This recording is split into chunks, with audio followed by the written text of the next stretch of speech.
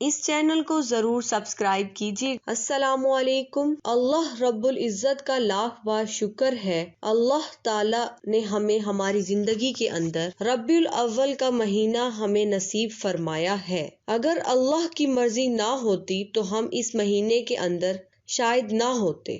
یہ اللہ رب العزت کا ایک خاص کرم ہے، اس کا احسان ہے کہ ہمیں زندگی دی اور ہماری زندگی کے اندر ربیع الاول کا مقدس مہینہ آیا، اور یہ وہ مہینہ ہے جس مہینے کے اندر اللہ تعالیٰ نے ہمیں آخر نبی حضرت محمد مصطفیٰ صلی اللہ علیہ وآلہ وسلم کو مبعوث کیا۔ سب سے جو ضروری بات ہے وہ یہ ہے کہ اللہ تعالیٰ نے پوری کائنات کو اگر سجایا ہے، ایک نبیوں کا سلسلہ زمین بنائی، اس کے اوپر پہاڑ، سمندر، درخت، نباتات، جمادات اور بھی مختلف قسم کی اللہ تعالیٰ نے مخلوقات کی تخلیق کی اور آسمان بنائے 7 اور اس کے علاوہ سورج، چاند اور ستاروں سے مزین کیا۔ اور یہ سارا خوبصورت نظارہ کس کے لیے بنایا گیا؟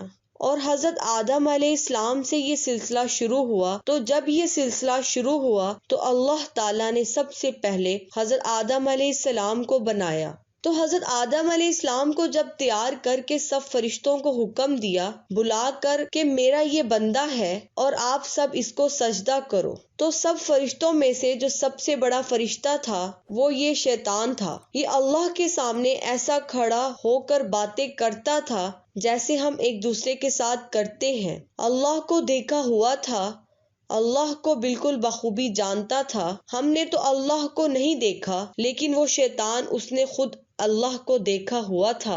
وہ ایک دوسرے کے سامنے باتیں کیا کرتے تھے۔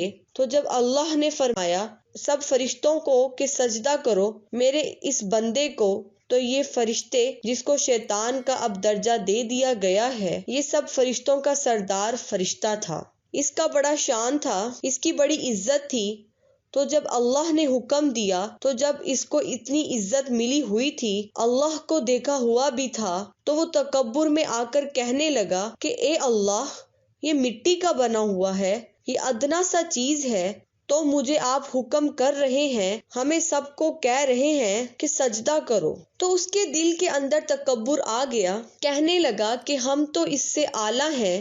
تو اللہ رب العزت نے جب اس کی یہ آواز سنی، جب اس نے یہ بات کی، تو اللہ رب العزت نے قرآن مجید کے اندر یہ ذکر ہے کہ لعنتی بنا کر اس کو اپنے دربار سے نکال دیا گیا۔ اب یہ سوچنے کا مقام ہے کہ اس نے کوئی زنا تو نہیں کیا تھا، اس نے کوئی شراب تو نہیں پی تو نہیں بولا تھا، اس نے کسی کے ساتھ کوئی دھوکہ تو نہیں دیا تھا، صرف اس کے دل کے اندر ایک بات آئی تھی کہ میں بڑا ہوں، یہ مجھ سے چھوٹا ہے، میرا شان اس سے بڑا ہے۔ تو اللہ تعالیٰ نے جو یہ کہہ رہے ہیں کہ اس کو سجدہ کرو، نعوذ باللہ یہ اللہ ناانصافی کر رہا ہے۔ تو اس کے اندر صرف ایک بیماری پیدا ہوئی جس کا نام تکبر ہے۔ تو ایک جب یہ بیماری پیدا ہوئی تو اس کو اس کا صلہ یہ ملا کہ اللہ تعالیٰ نے اپنے دربار سے سب فرشتوں کی موجودگی کے اندر اس کو لعنتی بنا کر اپنے دربار سے نکال دیا۔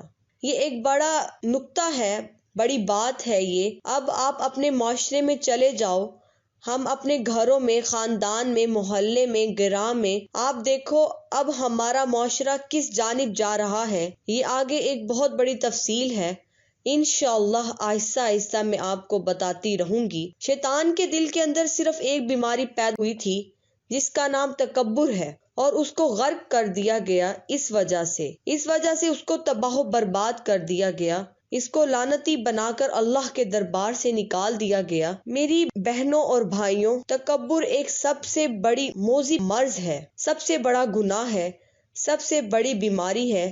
جن کے دلوں کے اندر تکبر ہے، اللہ کی قسم یہ ایک شیطانی عمل ہے۔ ناظرین، اپنے آپ کو بالکل عاجز کر لو، اللہ کے سامنے سرنڈر کر دو، اللہ کے سامنے جھک جاؤ۔ یہ جو اپنے گاؤں میں، محلے میں، گھروں میں یہ بنے ہوئے ہیں کہ میں بڑا ہوں، میں بڑی بلا ہوں، میں اس کے سامنے کیوں جاؤں، میں اس کے پاس کیوں جاؤں، میرا شان بڑا ہے، اس کو چاہیے میرے پاس آئے۔ یہ اکثر آپ خاندان میں چیزیں نوٹ کرتے ہوں گے۔ میں تو یہاں تک بھی کہہ سکتی ہوں کہ میاں بیوی کتنا قریب رشتہ ہے، بھائیوں کا آپس میں کتنا قریبی رشتہ ہوتا ہے، لیکن ان کے پاس میں بھی یہ ملاوٹ خراب ہے، ان کے اندر بھی تکبر ہے۔ میری بہنوں اور بھائیوں، اس چیز کو ختم کرنے کی کوشش کرو خدارا، ورنہ تباہ و برباد ہو جاؤ گے، اس دنیا کے اندر بھی اور آخرت والی زندگی کے اندر بھی۔ بہت بڑی میں آپ کو بات کہہ چکی ہوں اور میرا یہ حق بنتا تھا آپ کو بتانا۔ کافی لوگ اس سے ناواقف ہیں، کافی میری مائیں، بہنیں، بیٹیاں اس سے ناواقف ہیں۔ ایک اگر عورت سوٹ لیتی ہے بڑا تو وہ صرف اس لیے پہنتی ہے کہ کوئی اور بندہ دیکھے گا تو وہ کہے گا یہ بڑی فلاں طور سے رہتی ہے، یہ بڑی اس کی بات ہے۔ چیزیں ختم کرو میری ماؤں، بہنوں، بیٹیوں، کیا ہو گیا ہے؟ عاجز کرو اپنے آپ کو۔ میری بہنوں تم بھی عاجز کرو، ناظرین تم بھی عاجز کرو۔ ہمارا مقصد صرف اور صرف یہ ہے انسانیت کی خدمت۔ ناظرین یہ چینل صرف اس لیے ہے، لوگوں کی اصلاح کے لیے، لوگوں کے فائدے کے لیے، تو مجھے امید ہے کہ بات آپ کے ذہن میں اتر گئی ہوگی۔ اور اب ہم چلتے ہیں اپنے وظیفے کی جانب۔ میری بہنوں اور بھائیوں، ہر گھر کے اندر پیسے کی کمی ہے، بیماریاں ہیں، پریشانی ہے۔ آج جو وظیفہ ہے بڑا اہم وظیفہ ہے۔ ربیع الاول کے مہینے کے اندر آپ نے یہ وظیفہ کرنا ہے 4، 5، 6 ربیع الاول کے دن، اور کرنے کا طریقہ میں بتانے سے پہلے آپ کو یہ بتاؤں کہ کس وقت ویسے بھی آپ کر سکتے ہیں۔ مہینے میں کم از کم ایک دفعہ ضرور کریں، اور اگر ہو سکے تو ہفتے کے اندر ایک دفعہ یہ عمل ضرور کر لیں۔ اور آپ نے ربیع الاول کے مہینے میں جب 4، 5، 6 ربیع الاول ہوگی تو یہ ایک مخصوص دن ہوتے ہیں جو میں بعض کو بعد میں انشاءاللہ آپ کو اس کی تفصیل بتاؤں گی۔ آپ نے اس طرح کرنا ہے کہ جب آپ مغرب کی نماز پڑھ لیں 4 ربیع الاول اور 5 اور 6، تو اس کے بعد آپ نے اول و آخر ایک بار درود شریف پڑھنا ہے۔ پھر 2 رکعت نماز نفل پڑھنے ہیں۔ 2 رکعت نماز نفل پڑھنے سے پہلے 1 مرتبہ درود پڑھنا ہے۔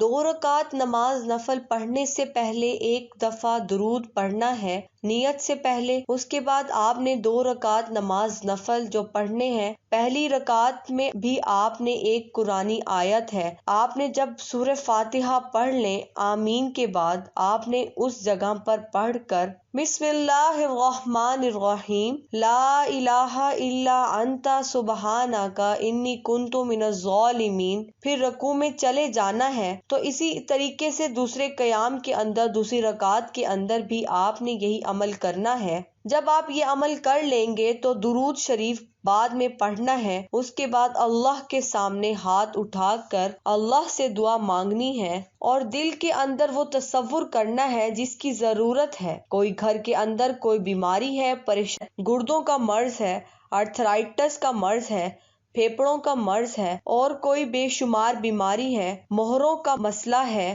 جگر کا مسئلہ ہے، کوئی بھی مسئلہ ہے، پیٹ کے آنتڑیوں کا، مہروں کا، اس کے علاوہ گردن کا کوئی بھی، پاؤں کے ناخن سے لے کر سر کی چوٹی تک کوئی بھی اگر آپ کو تکلیف ہے تو اللہ کے سامنے اس مہینے کی برکت سے، درود شریف کی برکت سے، اور ان 2 نفل جو میں نے آپ کو بتایا ہے طریقہ، یہ پڑھنے سے اللہ تعالیٰ آپ کو 4 تاریخ کو پڑھیں گے، دوسرے دن آپ ٹھیک ہونا شروع ہو جائیں گے، اور دوسرے دن بھی اگر مکمل ٹھیک نہیں تو دوبارہ عمل کر لیں۔ اگر دوسرے دن اگر عمل کر رہے ہیں تو مزید تھوڑی سی کوئی کمی رہ گئی ہے تو 6 ربیع الاول کے دن بھی آپ نے وظیفہ کرنا ہے۔ یہ میں نے آپ کو عمل بتایا ہے، اس کو آزمائیں۔ اور یہ بڑا مجرب اور آزمودہ اور ایک اللہ کا نیک بندہ، اس نے یہ وظیفہ کر کے حقیقت بیان کی تھی، ڈاکٹروں نے جواب دے دیا تھا، لیکن یہ عمل کرنے سے میں بالکل صحت مند اور تندرست ہو گیا ہوں۔ اللہ پاک ہم سب کو اپنے حفظ و امان میں رکھے،